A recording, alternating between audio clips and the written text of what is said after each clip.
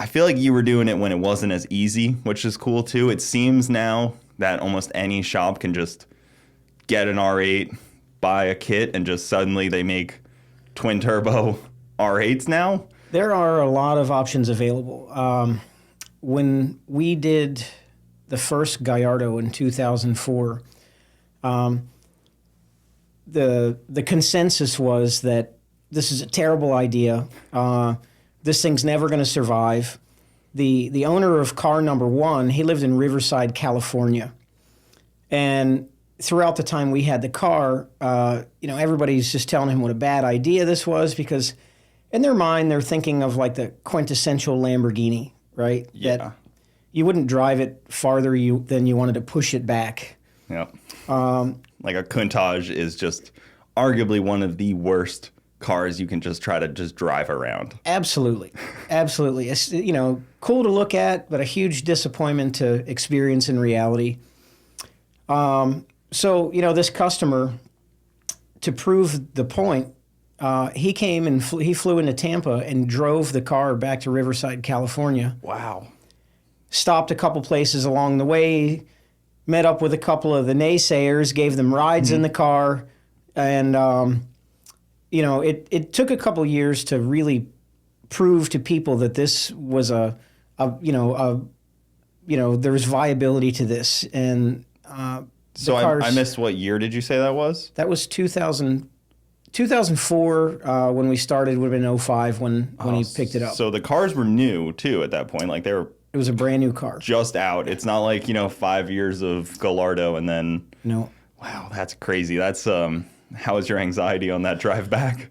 Or well, were you just confident? I mean, it was. I was super worried because I knew everybody was watching. Yeah. I had driven the car like a limited amount. I did a reasonable amount of testing on the car, but it was the first one. I had no way to know that this thing is going to make it to California. Yeah. So what kind of power was that making then? At that point, that factory car made 400 to the wheels. Mm-hmm. And outside of that car, on most cars you dealt with, if you put a supercharger on and you picked up 100 or 125 horsepower, that was a pretty meaningful gain. Yeah. So that's kind of what I was shooting for. But we made the first dyno pull, and the car made 650 to the wheels, so it picked 250 up, and I thought, oh my God, like this thing's got to be making 15 pounds of boost. Yeah. But it was making 6. So, that was my first encounter with a really efficient 10-cylinder variable valve timing engine, and it was pretty amazing. And to combine that with all-wheel drive, so it actually put the power to the ground at low speeds.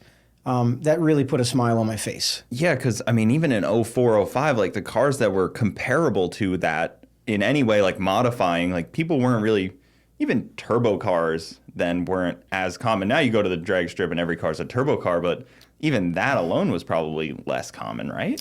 It was. What kind of turbos were you running? Like, what was the technology like? On that car, I'm pretty sure we had a 62 millimeter Turbonetics turbo. Turbonetics, right? Yeah. That was a brand. That was a brand people ran. Right. I think Precision owns them now, but they just don't do anything with it. Right. There was a guy out there, Greg Orlando, that I had known. He, worked for Vortec, before, and I knew the guy, so I thought, well, I can count on him to steer me in the right direction because, turbos were, like you say, they just weren't as common. We did superchargers for a number of years because it was what people knew. It was, it was just easier to work with. But we did our first twin turbo system for a Viper in maybe like 2002. Okay. And after the first test drive on that turbo Viper, I was done with superchargers, right? Yeah. Never again. You just gave it up right there. You just can't even explain how much better it is in every way, shape, and form. Especially because a car like that could spool the turbos so efficiently versus like a a V8 LS at the time, maybe, that you tried to put too big of a turbo on that's old, probably couldn't really spool the turbo just as efficiently as a big tractor V10. Oh, absolutely. I mean, the Viper engine, the very first Viper system, we put two GT35Rs on, which seemed like, I mean, going back to the Mustang days, I saw. Would that have been a Gen 2 Viper then? Yes. Okay. Yeah. So it didn't try to kill you as much like Vipers do. A little more tame. It was a handful. I mean, it was a driver's, it was a car that required driving, and mental preparation to run the car. The first Turbo Viper was for a guy named Sal Patel. Still known in the Viper world. You probably know who he is.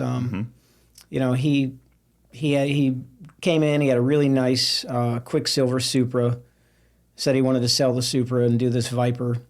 But he was the one, he says, I can't have a supercharger. It's got to be turbos.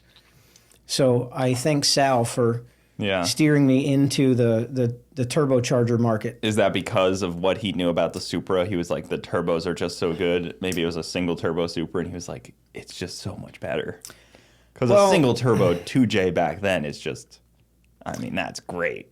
He had a really nice Supra, and Sal is a very intelligent person. I mean, especially considering he's on the consumer end of things, right? I mean, I would say that Sal, he absolutely knows more than many shop owners would know. So, I was very fortunate to, come into contact with him and be able to work with him and build this car. And, it changed the course of what we did with cars from that point on. Yeah, you became a turbo shop at that time. Yeah. And then probably a few Turbo Vipers, and then the Gallardo comes out. Yeah, it's some, by the time the Gallardo came out, we had developed a reputation for being able to accomplish things that others couldn't, or at least being not afraid to try. Yeah. In maybe 2000, I had a guy from Canada call, and he says, well, he knew me through the Viper world, and he says, well, I've got this Diablo Roadster, and it needs boost. It needs to be faster. And he says, well, if I ship it down, can we make a twin supercharger system for this Diablo Roadster? And I didn't even have to think twice. I just thought, yes, send it down. And I had never worked on a Lamborghini before. I don't know. That might have been the first real Lamborghini I had even seen. Oh, wow. And that was still down in Sarasota at that point, right? That was in Maryland. Okay, that was when you were still in Maryland. Yeah. Okay. So not as common. I was going to say in Sarasota, you probably would have seen a few Lambos by then. In Maryland, a Lamborghini would have been like a UFO sighting. Yeah. They did not exist. Just crabs and crab cakes. To it, I wanted to say, hit that subscribe button if you like what we're doing here and want to see this thing keep growing. If you want to help the channel, help all of us get the best guests we can possibly get, hit that subscribe button. It helps a lot. It goes a long way. Let's get to the video.